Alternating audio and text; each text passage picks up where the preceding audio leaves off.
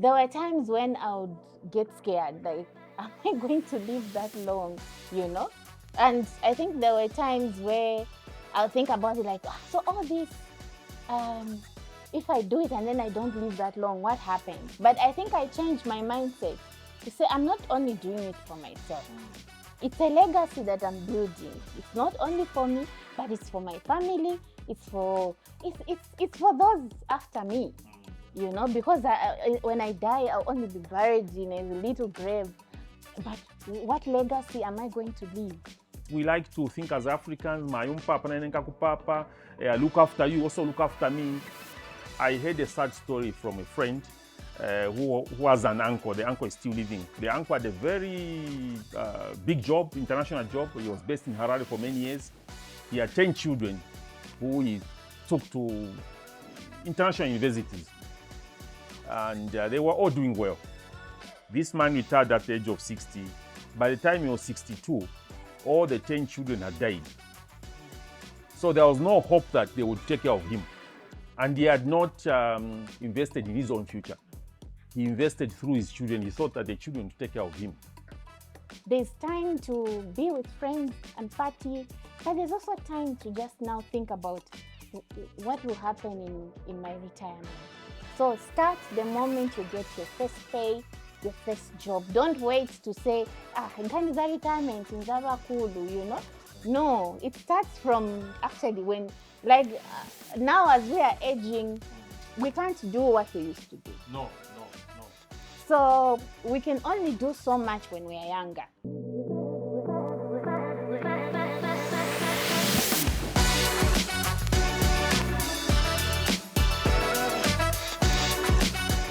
So the bigger conversation from what I'm getting is not to focus so much on the pension reforms, but rather on the mindset. Yes, mindset. it's about Because the mindset. you can make all of those changes, but it seems they are likely to lead us to a certain undesirable place if the mindset is wrong. So once The you start mindset must be right. yeah, the mindset must be right.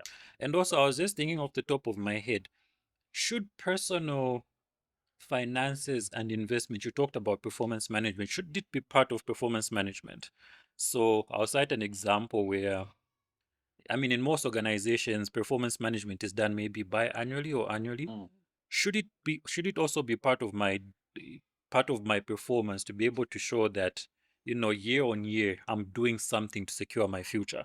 It'd be a good thing. Possibly even being rewarded for it. Maybe I should get a bonus for planning for my future. I should be able to come and show a portfolio to say, look, when we started 2025, let's just use bonds. Maybe I had 20,000 in bonds, but at the end of it, I'm at 24,000 because I was moving, I'd made a standing order, I was moving this. Should organizations be deliberate about making that part of employee performance? Yeah, it should. And why do I think so? You see, a total human being is made up of not just the cognitive part, but also the emotional part. If you don't have a house of your own, you keep getting harassed by your landlord. That will affect the way you perform at work. But if you have your own accommodation, it will settle your emotions, and therefore you'll be able to offer more of your self. So it's in the best interest of an employer to ensure that they look after you in totality.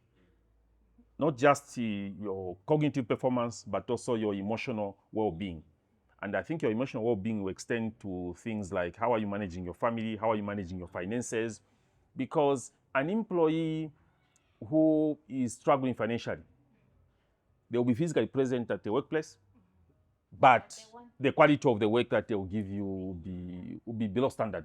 Yeah. So a way must be found to ensure that I think you are adopting the right attitudes and right values. For example, values that should be in tandem with the values of the organization. Yeah. So a way must be found to ensure that you are also developing as a human being, developing in a way that will not just benefit the employer, but also benefit you when you are working and even beyond your working life. I think just to add, when people employ, they employ because of a certain expertise or a certain skill.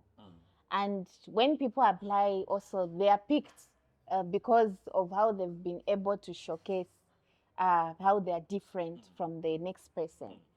So I think for me, it's important as well, like he said, to be part of performance evaluation, like your own also personal development.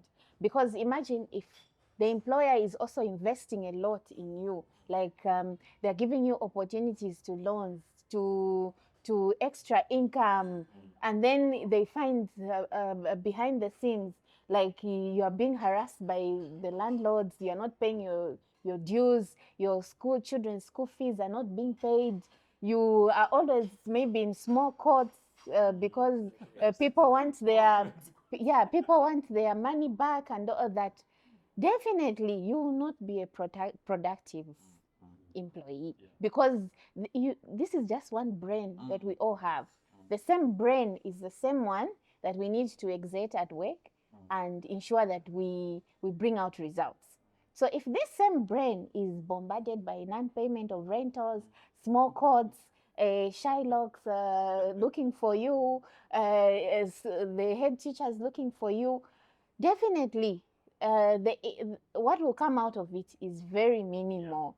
So, but if your employer knows that you are also investing in yourself, I think there are certain institutions where they even encourage people to further their studies, you know, if because they know like you're in upgrading yourself. So even you having investments and just ensuring that you're safeguarding your retirement is part of performance, because you're adding to performance. So it should be everyone's business to know, to say how are our employees faring, in as much as putting in for us, but also putting out for themselves. Because I think I read a lot of news whereby you find, oh, these employees, maybe they were in this scheme because they went over beyond their pay and all those kinds. So then you wonder to say, so if they were scheming now to get extra monies through loans and all that, how much time did they invest in their work? You know, and maybe you'll find that yes, they might show up, maybe they might hide it and try to work, but definitely they won't be at 100%, because they're conflicted by so many needs that are happening. So it should become interest to sit to say, how are you faring, or maybe even just have this team building that people do, where it's more like an informal setting, and talk about how are we faring in terms of preparing for it. Like you just call your employees maybe to a team building, you call people like Mr. Kangwa, who's into this kind of expertise, you call other experts and say, now let's discuss how we're preparing for retirement. How are we? And then people will be able to, I think, to open up from there to say, look, I want to invest in this, but I'm not, I want to go into shares. And there'll be experts. Some of them will not be part of their people at work, and they'll be able, so the employer will be able to gauge, to say what kind of workers do we have? Are we having workers that are towards building themselves for retirement or not? And then they'll be able to see how best they can be helped. Because we shouldn't just say we want to be productive and we want productive employees. We should also try to be there to see that we enable that kind of productivity in our employees. Okay, fantastic. Does offering this choice, and I think from our discussions and from research, we noticed that should the option of getting lump sum be enacted, it's highly likely everybody's going to jump onto it. So does offering this choice create a moral hazard where the state might later need to support those who mismanage their retirement fund? So then, right now, this bill is enacted into law. All of us can access, the lump sum. We go in and we're excited. We're building houses. We're going to do this, and all of those things fail, and we're back to zero. Where does that leave the state? You know, you are aware that I ran a WhatsApp group on retirement with over 1,000 members. And I remember we had that chat, and then somebody said, most of you guys, you get a lump sum, you'll be broke, and then you'll be bothering the government to be put on social cash transfer. And cash for it. And cash for Because, earlier on I said the skills that we need for formal employment are totally different from the skills that you need as an entrepreneur. So for most people who may get, I also said people will be tempted to get lump sums. Yeah. I gave an example of Chile where when this thing was opened up during the COVID period, people were given up to 3 chances to withdraw from the pension funds. And only 3% of the people who qualified to withdraw did not withdraw. 97% withdrew. That is likely to happen. I mean, cash is always tempting and attractive. People will go for cash. So there is a high chance that, and let me also share this statistic with you. I searched somewhere where I discovered that only 23.6% of adults in Zambia are financially literate. 23.6% of adults in this country are financially literate. Now, that rate is too low to support the usage of a lump sum. So for me, what is likely to work is, and I think probably that's the direction that our government is likely to move. I don't think they may give that option to say either you choose, either you get a lump sum or this. I think for me, to take care of people who may not have invested in other incomes because maybe they have very low salaries, to give an opportunity to those to invest in a big way, start a business or you put up this or that structure. What I think is advisable is couching the law in such a way that you say you get probably 50% of your benefits as a lump sum. Then you're also entitled to monthly pension. Not just to say you either choose lump sum or monthly pension. No. We've been down that road before, during the National Provident Fund days, where people were becoming destitute. What I believe, and I hope that's the intention of government, is to allow not total withdrawal, but partial. Maybe abolish the 20% pre-retirement, but probably at retirement you say you get 40% or 50% as a lump sum. The rest you can get more. So that if you try to invest with that lump sum of 40 or 50% and your business did not work out, at least you not starve. You still have an income on a monthly basis. Yeah, that's what I'm hoping. Otherwise, people will be queuing up now for social cash transfer. In as much as I was for the total lump sum, I think that's a good idea because we also wouldn't want a situation where the system crashes. Or now we create another problem. It's like you seal up this hole and the next one opens up where now the demand for social cash transfer increases, for cash for work increases, for FISIP, yes, for FISIP increases.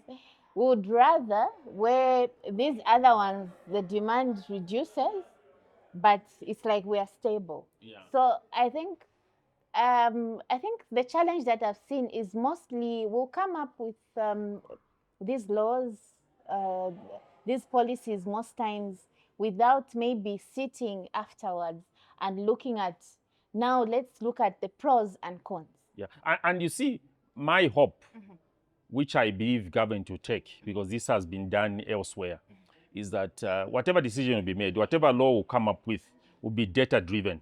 Yes. Data-driven by consulting actuaries. Yes. They must look at the funds. Are we able to sustain this? What can we do? And the actuaries will tell us, oh, okay, for you to implement this kind of law, you probably need to raise the contribution rate from 5% to, for argument's sake, maybe 7.5%. The employer maybe can remain at 5%. It must be a well researched and data-driven decision-making process. It's not something that we should just make to make some people happy or those who are looking for a lump sum. No, it must be data-driven. The actuaries obviously will be invited. They look at the study, they look at the population, look at the also the membership base. The membership base, can this support this, or maybe what can we do to ensure that the fund still has that long-term sustainability? It must be scientifically done, data-driven. Yeah. I like the point of having it data driven, which I'll come back to say, I'll look at this in terms of like a business. When you run a business, before you put your product or service on the market, you first need to test it. That's why sometimes you'll find like, I think people, I'll relate to situations that we will relate to very well. Sometimes we go to ShopRite, Pick and Pay, and then we'll find these people with a desk outside, and they're saying, test our tea, Yes. test our soup, you know? And we'll look at it, yes, and people will look at it like, "Ah, and they're losing money. What do they want to achieve?" And in business terms, they're trying to see what the feedback will be. Are people going to like our soup? Are people going to like our sausage? So in the same vein, I think this should also be tested. We have people that have gotten lump sums. They are there. They are living, I think, among us.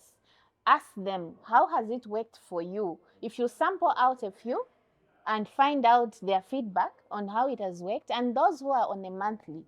And then there are also now the ones in employment, to ask them which one would you prefer, and then at the end of the day have a strategy that is going to be now, like you are saying, data driven, to say this is what we found out, not just word of mouth, not just maybe assuming, but having something, and even also uh, um, taking into account some of the what has happened in the world, like the Chile situation.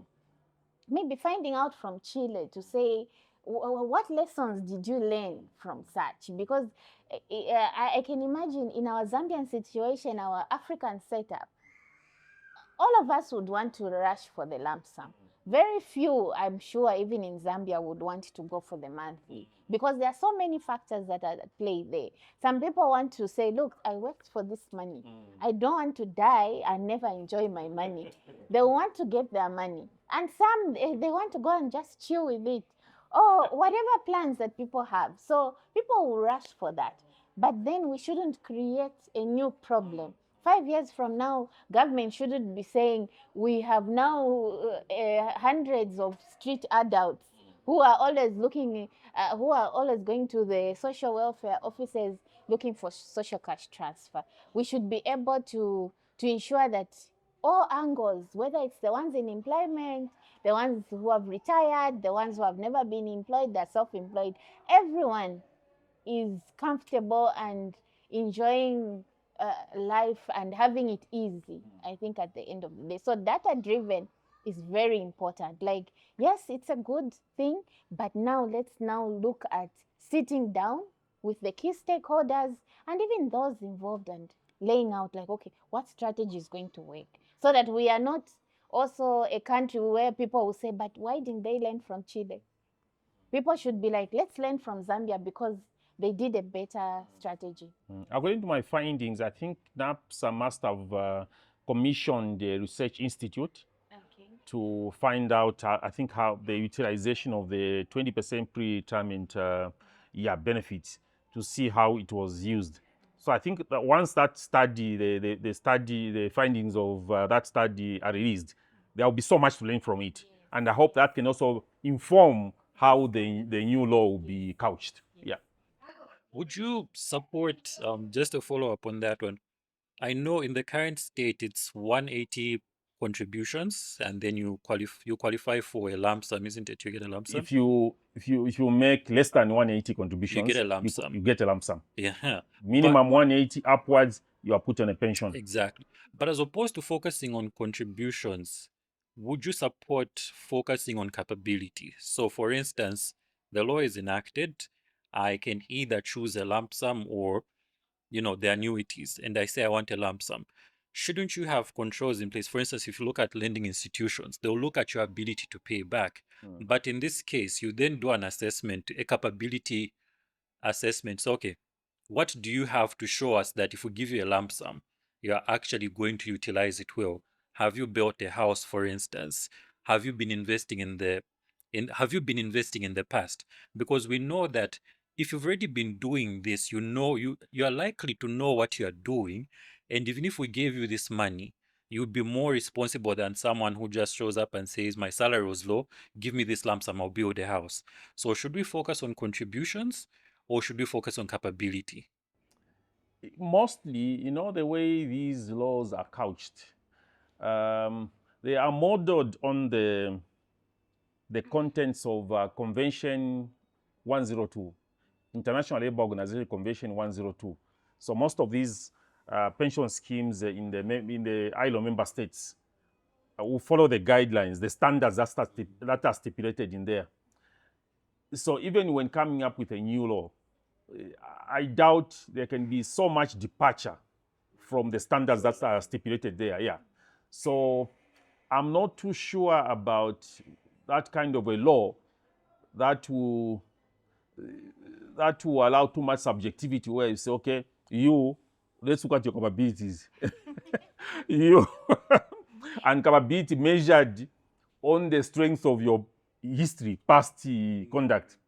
Now, what I know about a human being is that a human being is work in progress every day. The fact that you stole 20 years ago does not mean that even today you can steal. Yeah. People, yes.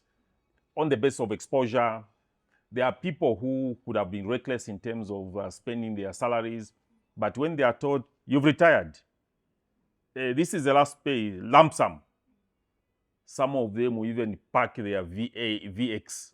They say, now things are tough, no more VX. Others, they will even buy a Vitz. For some, they say, hey, let me enjoy my money. What if I die next year? Let me go and blow this money. So you cannot judge somebody's future behavior on the basis of what they've done in the past. A human being is complicated. He's work in progress every day. So I'm not too sure about that kind of a law.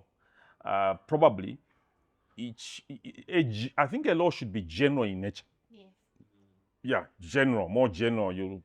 Because the issue of number of contributions, I've looked at other laws. It also exists in Tanzania, where they also look at the number of contributions. I think those are more or less like standards of how these assessments or qualification criteria is done. Yeah. Your thoughts? I think I also agree with Mr. Kangwa because I'll add that human beings are also very sophisticated. Because if you have to sit down and ask someone to say, tell us what you've been doing, what investment you have, do we have a very strong, verification process that is going to ensure that someone hasn't done anything dubious, like manufactured an answer just to please us? So I think for me, at the end of the day, we can try to suggest, like, yes, maybe such a strategy should come on board, this and that. But I think at the end of the day, it's about the mindset. Because all of us, this is something that is for our lives. Our lives, even if we live in groups and whatever, we are individuals. So at the end of the day, how we live our lives should be of consent to all of us. So it's all about the mindset. Like, we need to start having a mindset change or shift. And I think what can help in the shifting of our minds is probably consistent education. And I think the issue of retirement, issue of pension administration is something that should start from an early age, right through school, primary school, secondary school, university, regardless of what you are studying. There must be a course that tells you when you are born, there will come a time when you will not be able to work. There will come a time when you must retire, whether you like it or not. But beyond your retirement, you still have a life to lead. When you retire, your salary will stop coming, but bills will not stop coming. So you must find a way of ensuring that you continue earning. In fact, I like saying, when you retire, even if you stop working, you must not stop earning. because you need earnings to sustain your life. Yeah. So that mindset, I think, shift can be developed from an early age.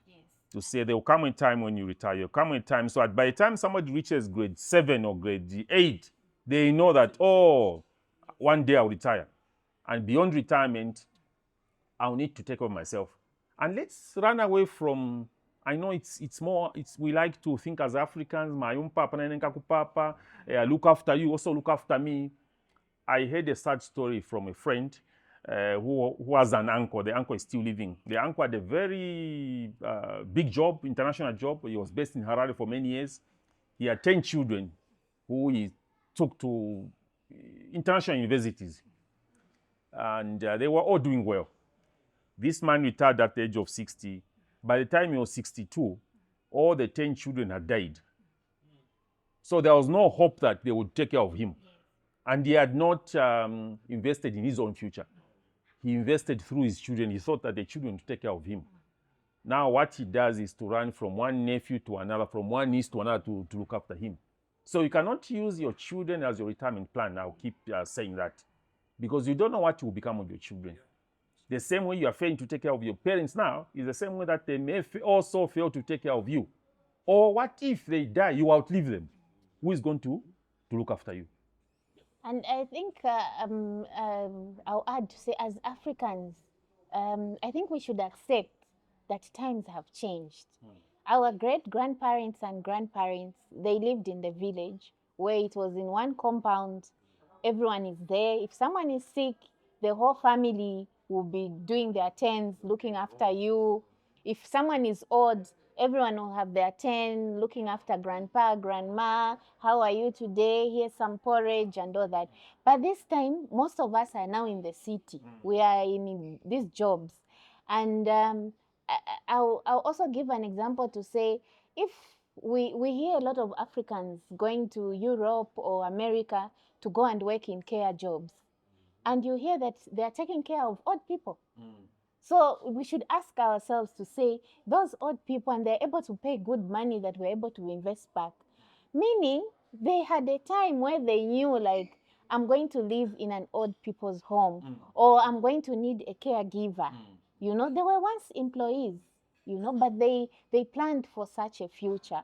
But for me, it's saddening that us, we still feel like, look, the community is going to look after me.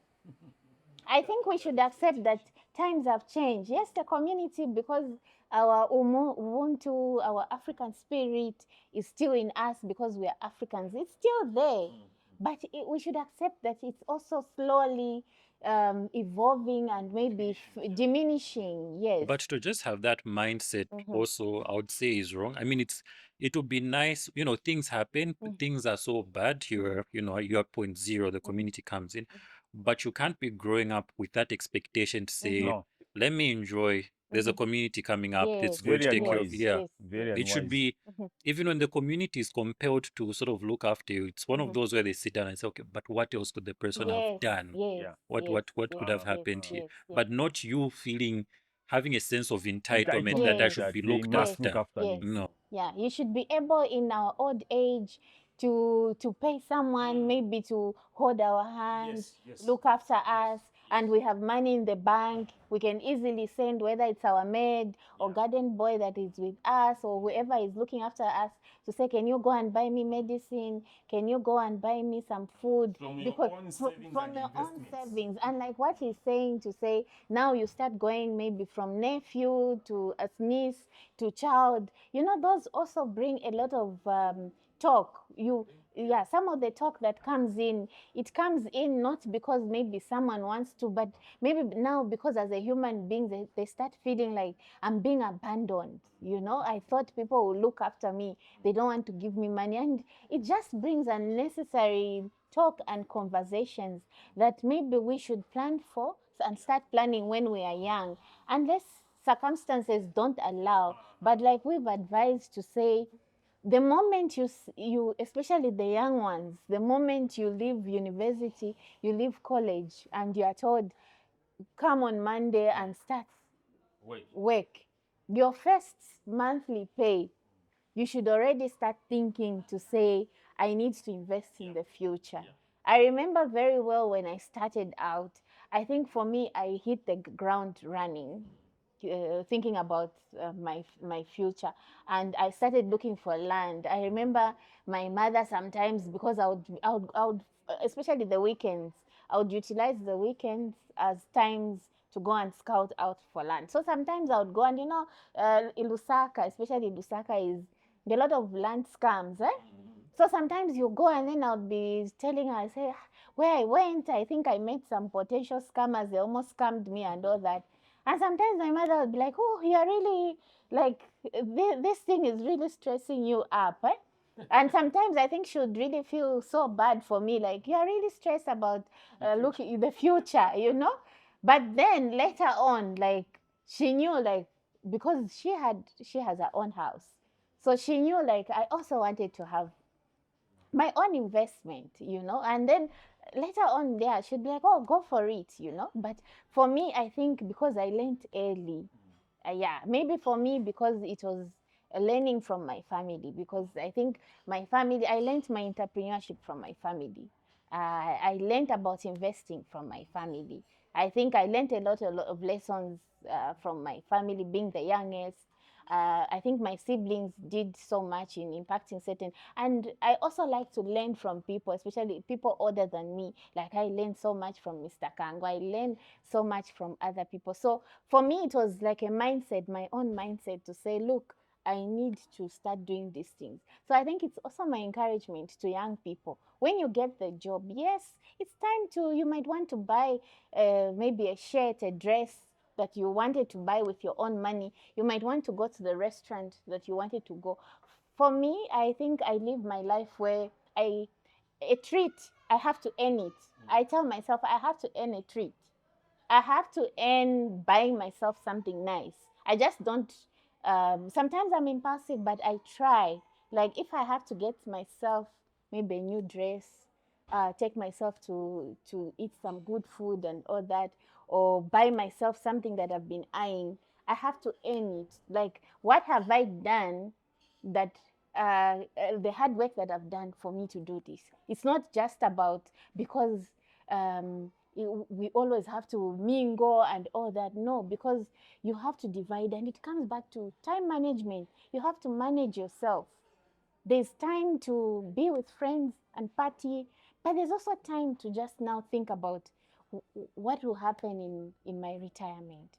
So start the moment you get your first pay, your first job. Don't wait to say, nkaniza retirement nzaba kulu. No, it starts from actually when, like, now as we are aging, we can't do what we used to do. No. So we can only do so much when we are younger.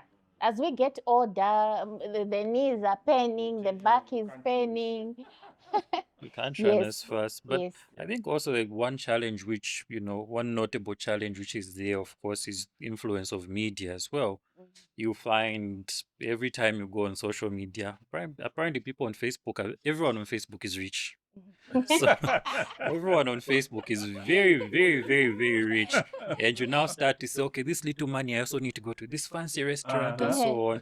We even, we introduced to a term called, was it YOLO? You only live once. Yes. So now how do you inculcate that strong mindset into a young one to say, yes, social media, it is what it is, but in the end, after all is said and done, it will come down to you to say, how have I prepared myself? Yes.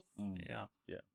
And like, when you say, of course, like, we should live life, enjoy life. Like, today I need to enjoy my life, but again, I should not enjoy and finish everything today, because sometimes God works in mysterious ways.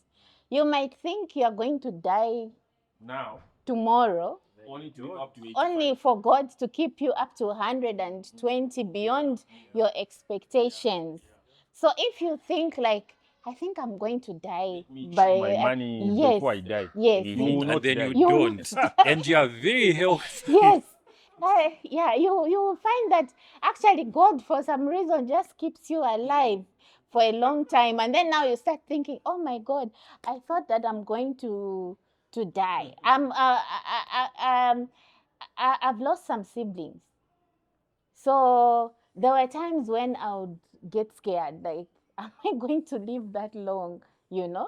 And I think there were times where I'll think about it like, so all this, if I do it and then I don't live that long, what happens? But I think I changed my mindset to say, I'm not only doing it for myself. It's a legacy that I'm building. It's not only for me, but it's for my family. It's for those after me, you know, because when I die, I'll only be buried in a little grave. But what legacy am I going to leave? What will people say that she worked for, you know? So the thing of saying, we might die tomorrow, like, I think I see that a lot in the young ones.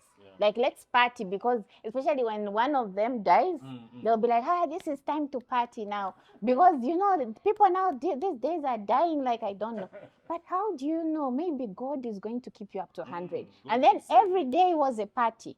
So have time for partying, but also have time to plan ahead, because we live by God's time. He might keep us for a long time, or tomorrow we might go. We don't have control of when we are going to die. But the thing is, God, I think, also implores on us to be wise. So we need to be wise about whatever we do. We need to think about the future. I think having gone for my MBA, it taught me a lot about business and empires, you know. Most of the people that I admire, the entrepreneurs that I admire, I think I'll give an example. One woman that I really admire in the business circles, because I love her products, Estee Lauder.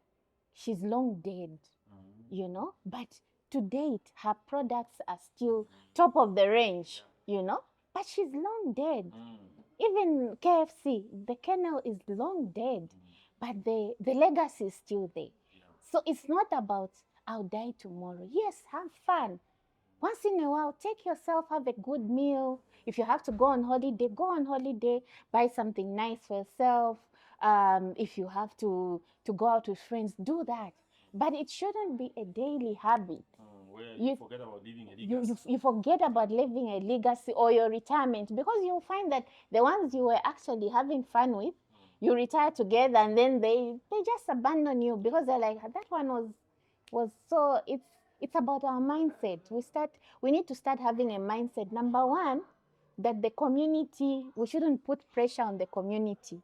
The community should come in, the African community should come in to help us, because they're just adding, not that because now we are adding pressure to them. No. And then also we need to start thinking ahead, because we say we are in an advanced world, to say, how am I going to retire? I've started out this job. I should when I'm in retirement, I should still be earning. I should now not the last pay. That's the last time you ever get a coin. No. Yes. Okay. So, final thoughts. We're going to do predictions. So, this bill has been enacted into law. There were no adjustments made. What does a Zambian retiree look like in the year 2036? With this law in its current state, how do you foresee a Zambian retiree? Okay, first of all, the law is yet to be enacted. And my anticipation is that the law will prescribe that at retirement, somebody will get part of his benefits as a lump sum, and then will also be on a monthly pension. So 2036, I see probably an empowered retiree who will not keep crying about lack of a big payout at retirement. They will be able to do stuff with the final pay. Yeah, and I also see, I hope this can also be legislated, that employers should be compelled to invest in the financial literacy of their employees. And I also hope that, I don't know whether it can be legislated, employers should also invest in mortgages. If this happens, financial literacy mortgage system, a partial lump sum at retirement, and the rest a lump sum, I see an empowered retiree, less destitution, less dependence on our children. Yes, I also see hope, and I'm hopeful because I want to see a future where retirees are not labeled as being destitute. They should actually still contribute positively, especially to a country like ours. Yeah, because we need them for a lot. We need their wisdom. We need their experience. So they're still useful even in retirement. And that should not be put under pressure because their lifestyle is something they can't afford.